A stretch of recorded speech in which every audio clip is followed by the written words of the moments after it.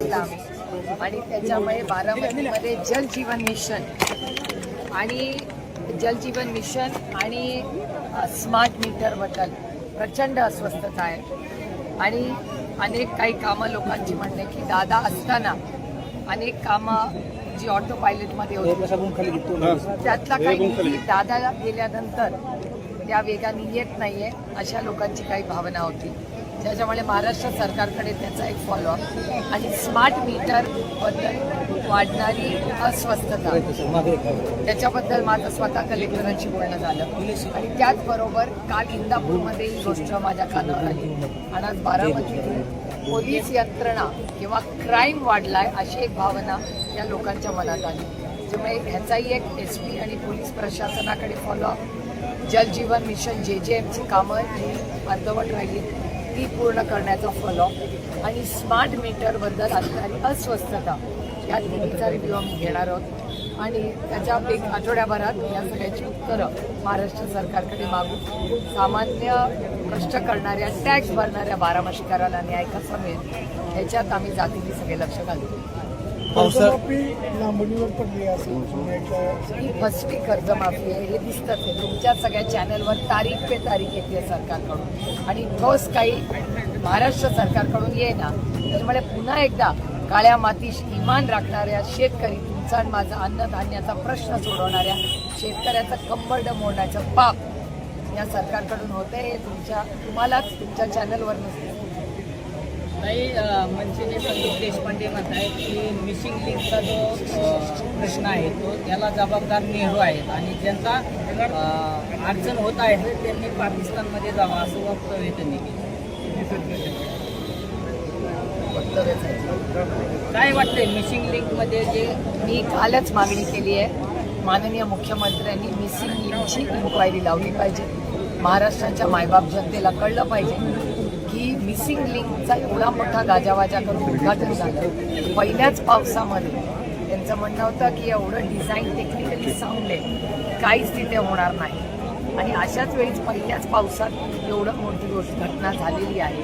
18 तास missing link बंद होती, त्याचा अर्थ एक मोठीच गोष्ट आहे. त्याच्यामुळे ह्याची इन्क्वायरी झाली पाहिजे.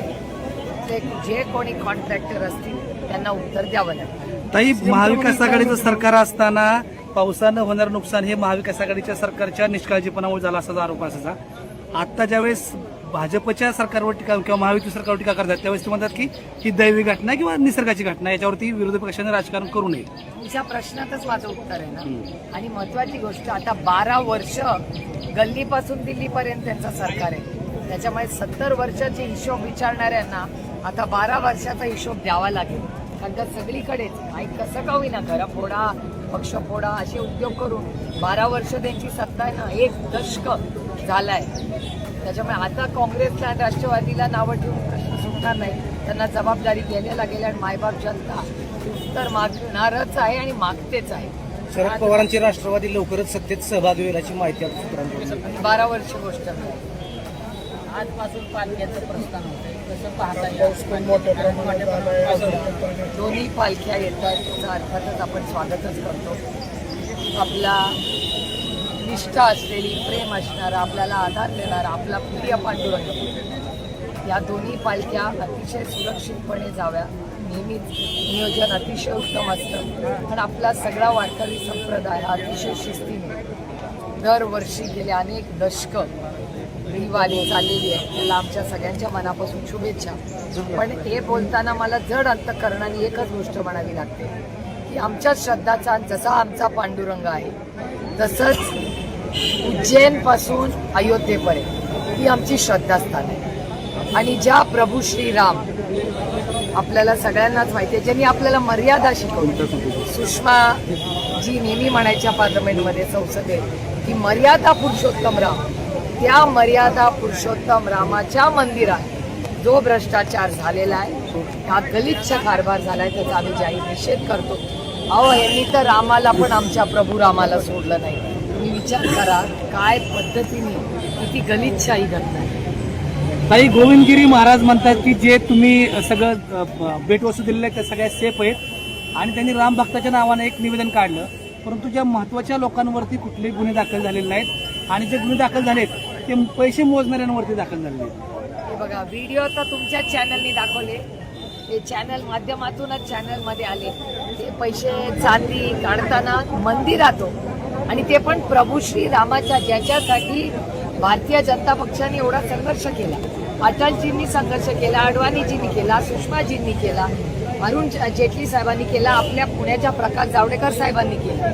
पूर्ण भारतीय जनता पार्टीने कष्टातून संघर्षातून एवढं मंदिर बांधलं.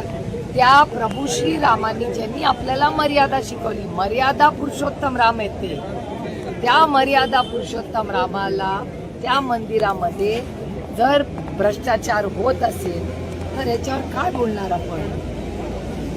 म्हणजे ज्यांनी आपल्याला संस्कार केले आपल्यावर, ते काँग्रेस राष्ट्रवादी भ्रष्टाचारी आहे, भारतीय जनता पक्ष म्हणत होती. मला आज भारतीय जनता पक्षाला विचारायचंय, तुम्ही प्रभू श्री रामाला पण सोडलं नाही?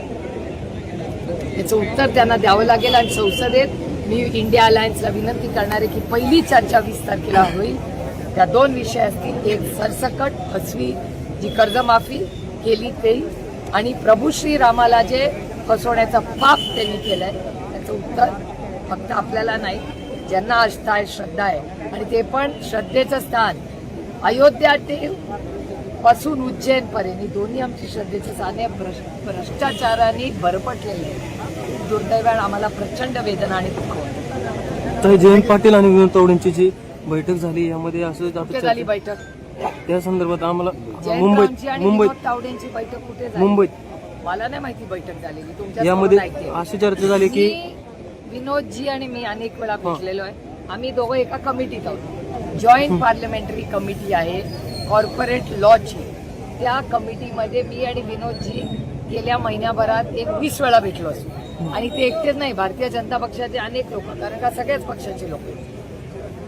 त्यात असं देखील चर्चेत म्हणलं जाते की राष्ट्रवादी साहेबांच्या गटाला काय मिळलं जाणार आणि कधी एनडीए सोबत जाणार अशी देखील चर्चा झाली. मला खरंच गंमत वाटते. विनोद तावडेंचे माझे फोटो पण मी ट्विट केले, माझ्या अकाउंटवर जाऊन बघा. मागच्या आठवड्यात 2 दिवस सलग आम्ही दोघं जॉईंट पार्लमेंटरी कमिटीच्या मीटिंगमध्ये मी आणि विनोदजी होतो. दिल्लीत होतो. गेल्या महिन्याभरात आठवड्यातून 2 वेळा पूर्ण, सकाळी 11 ते संध्याकाळी 5 विनोदजी आणि मी. आणि तेच नाही, निशिकांत उभे पण असतात, भारतीय जनता पक्षाचा अध्यक्ष त्याच्यात आहे, अनुराग ठाकूर असतात, सगळेच असतात. किती अजून नावं सांगू तुम्हाला भारतीय जनता पक्षाची? काँग्रेसच्या सुद्धा असतात.